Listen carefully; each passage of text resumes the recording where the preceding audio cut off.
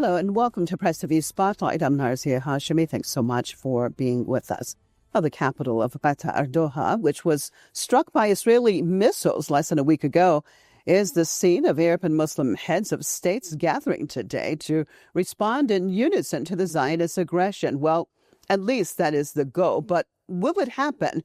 Will these states unite and stop the terrorist acts of the Zionist regime in the region, and especially in Gaza? Or will it simply be more talk and no action? Let's take a look at the following report.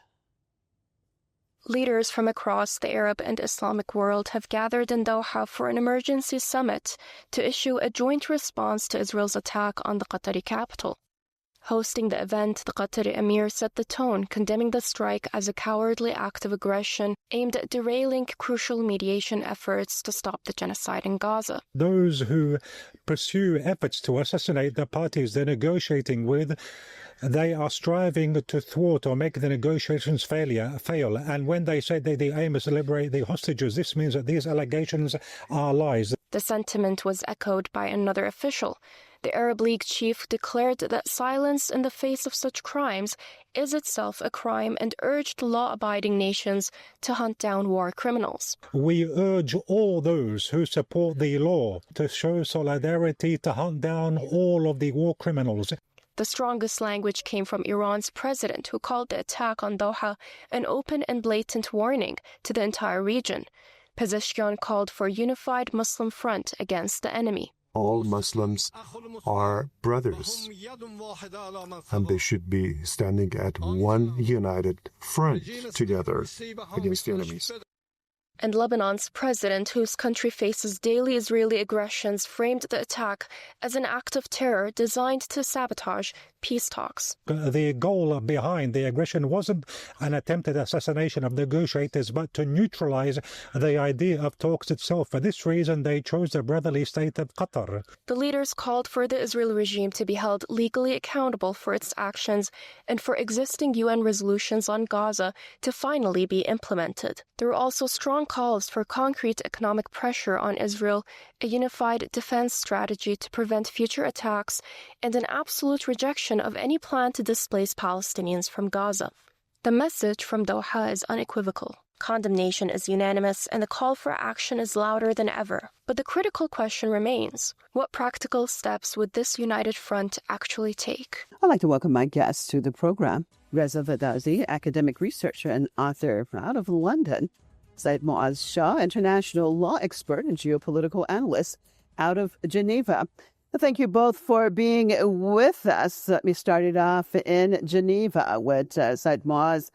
Some political analysts are saying that due to the differences between the Persian Gulf states, actually just being able to convene this summit so quickly is in itself quite an achievement. I mean, how do you see it? Let's start from there. Well, thank you so much for this important topic and raising it, that how quickly they were able to come together. It is surprising in certain respects and then not surprising. What really was surprising for me, to be honest, is how UAE was the first person to be there, along with Mohammed bin Zayed and all the various other rulers of the Emirates. This was really surprising for me. There's been some interesting reading about what that means, and some people doubt the sincerity of that approach. But nonetheless, it did have an immediate impact. And I think a lot of them finally realized that this false sense of protection from America may not be true as it is. I mean, imagine Qatar was a country that just gave Trump $400 billion and bought all those Boeing planes. And there was a sense of security with the U.S. base there. Now, none of these things can actually make these Gulf countries feel secure. So all these Persian Gulf states have similar arrangements. Are they at risk as well? And it's the idea of survival. And if one goes, the other will also follow. Okay. And so this is the real reason I think that they were able to come and put together quickly. It was sort of a self-survival instinct. Mm-hmm. And at the same time, I think Qatar has a lot of sympathies, particularly because of its stance on mediation and trying to bring both parties together. And to violate that sacredness is an ultimate crime. Okay. Well, Reza, let's talk about the importance of this summit and possibilities in your perspective.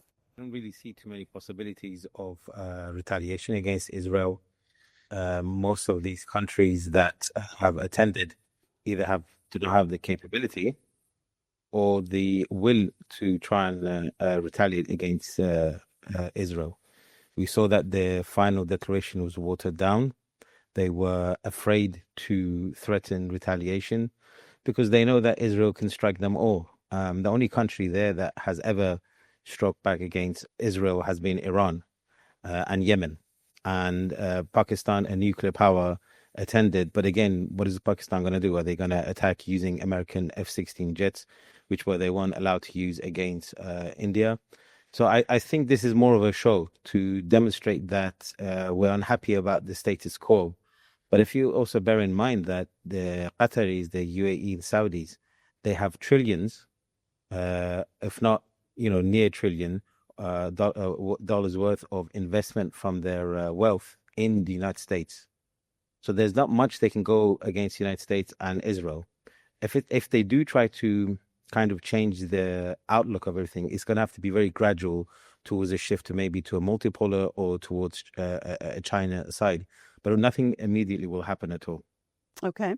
Well, Syed Muaz, these states want Israel to be held legally accountable for its war crimes and violations of international law. I mean, how likely is this to happen? And is there something that these participants of this summit could do to ensure that that would happen? Well, compliance with international law has been a question for the past 2.5 years, even beyond that, to be honest. But in the case of Palestine and Gaza, bombing hospitals, killing civilians, starvation, genocide. And, this recent is just another raising the level. And Israel testing its mettle outside of the Gaza-Palestine situation and seeing how the world would react. I think it's a bit of ridiculousness. It's how far Israel is testing this is going to go. So to be honest with you, I don't see. I do understand the pessimism from my colleague there, and I do agree that this is a bunch of show. But the show is necessary. It is necessary because the politics of America are getting impacted by this. And I'll be honest with you. I mean, I hate to sound like a conspiracy theorist, but this Charlie Clerk assassination happening simultaneously nearly of this event, there are some mixed signals, and then Trump's response as to what he thought about this. And then apparently there's some breaking news coming out that the Americans were somewhat informed of this, even though the White House is denying it up and down, and they didn't know it was happening until it was happening. So there's a lot of gray area here, and I think it's going to put the United States in a very problematic position. I mean, Trump has been trying to rescue the economy in the United States, which is in shambles. I mean, he's been running on this oil money from basically all these Gulf countries. And if they can't have the simple security guarantees of the United States, then that even Netanyahu, to be honest, if you look at the latest reports, he even set out a message that Israel is going into isolation and they have to prepare their economy accordingly. So this is, I think, the beginning of other serious rampant behavior from the Israelis. And it's just like a wild rabid dog. And who it strikes next, we don't know. But what is the world's response? How long, how many more strikes are we going to take from this rabid dog to act? This is a question I think is still a mystery to most of us. But more countries that will get impacted, I think the tide is eventually going to turn.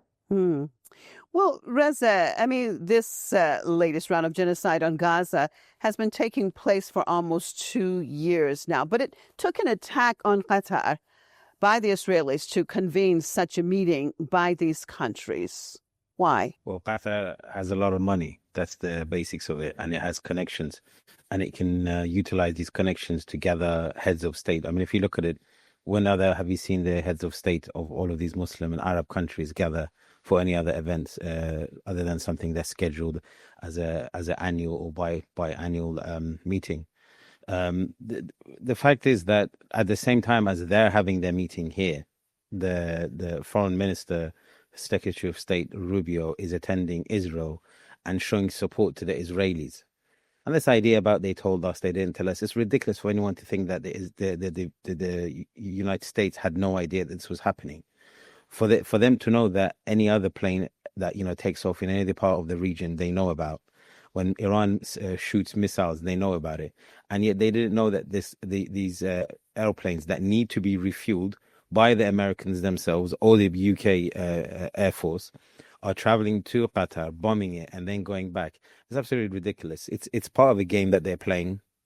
I do believe that the United States knew about this and is utilizing it to pressure these other countries as well to force them to accept the Abraham Accords, as opposed to they didn't know about it and Israel was pushing it away. Whenever you see something like this, for us from outside, it seems absolutely illogical and unreasonable.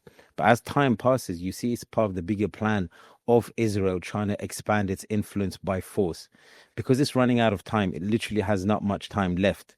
And many Israeli scholars and politicians have said that, Israel is going to fall apart very soon as a country.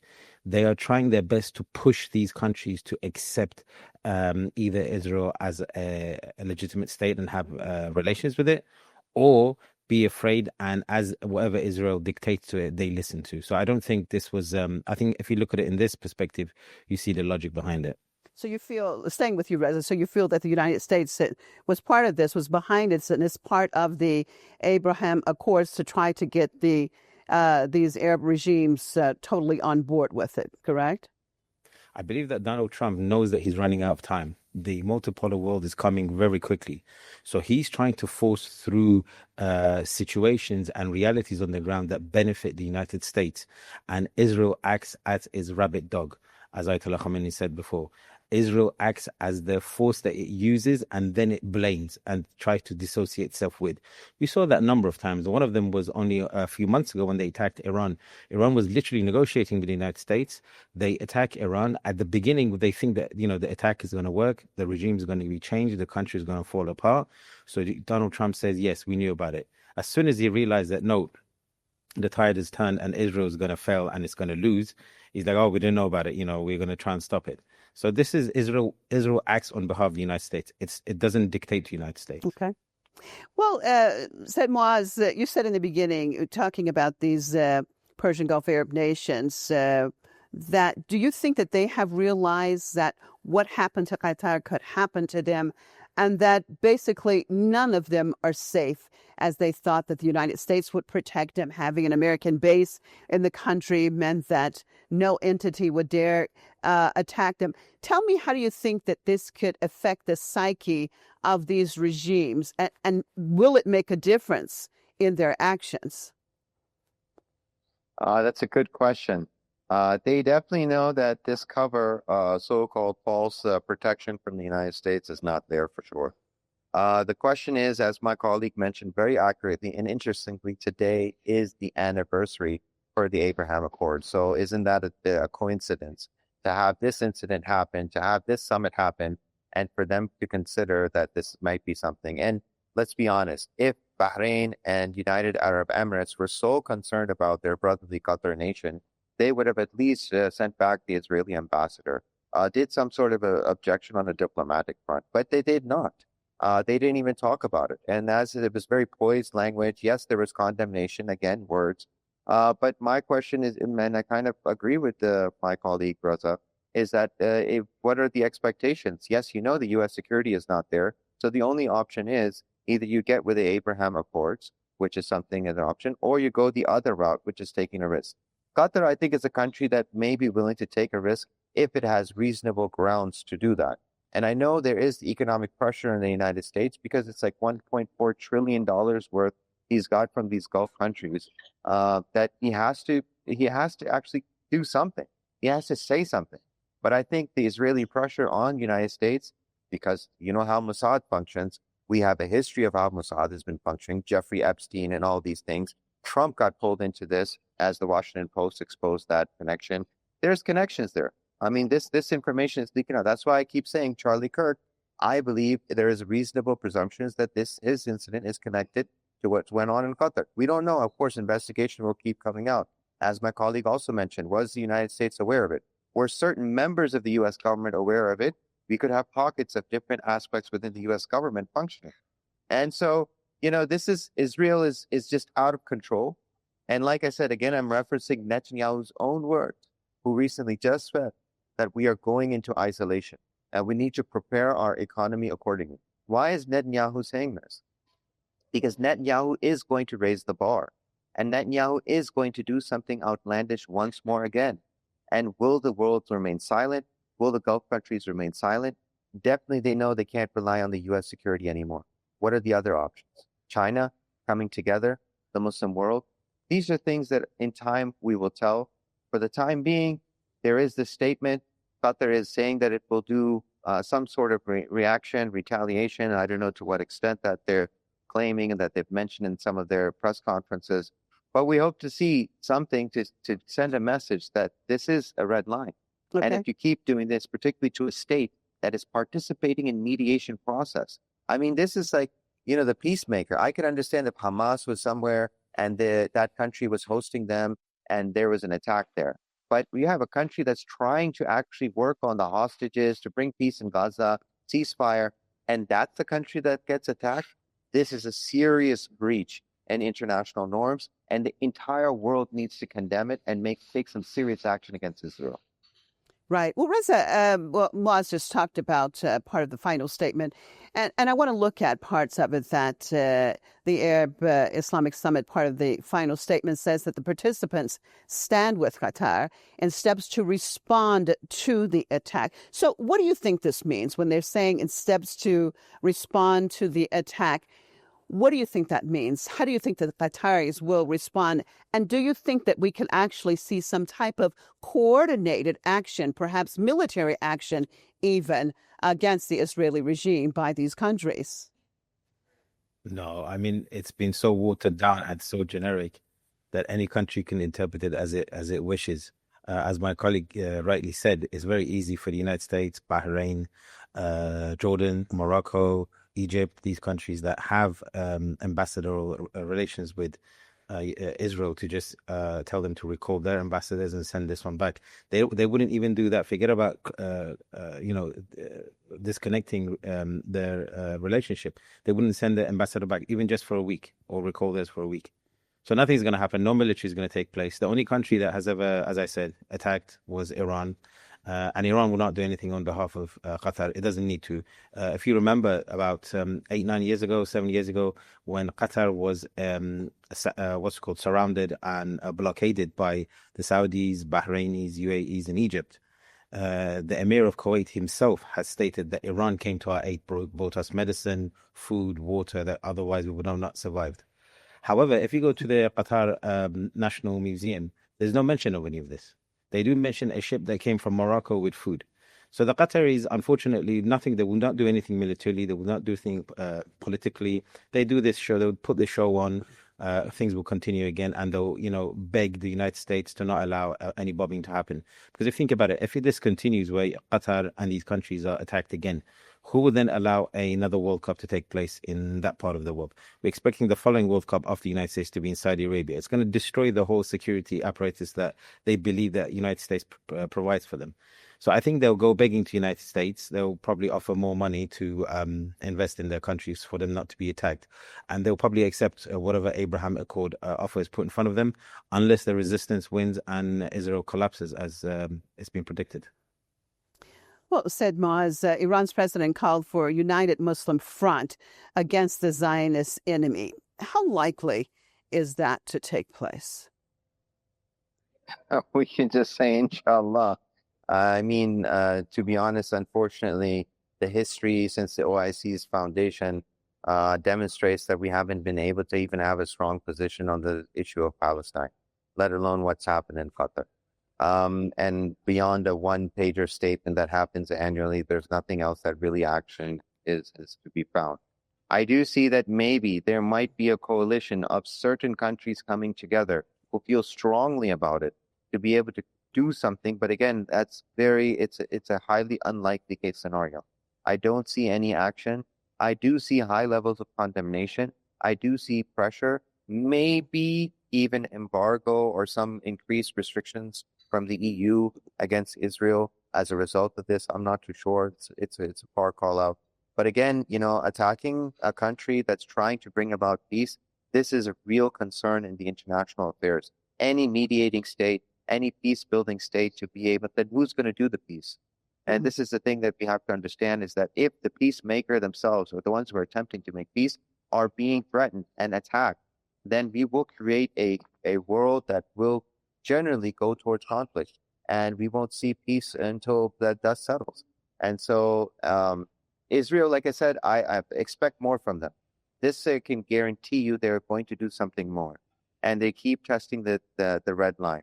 And to be honest, I think they really have America in their claws, and this is the sad reality. And if, unfortunately, as my colleague Reza is indicating, that they'll go to America, throw more money at that issue, I don't see that as, it's sort of insanity, throwing something more money at a situation, knowing that the results are going to be the same. So the wild card here is possibly Russia and China, but I don't know if they want to get involved in an adventure that's not close to their borders. So this is going to be an interesting dynamic how it plays out. And on that note, I'd like to thank both of you for being with me on this spotlight. Reza Vedadi, academic researcher and author out of London; Syed Muaz Shah, international law expert and geopolitical analyst out of Geneva.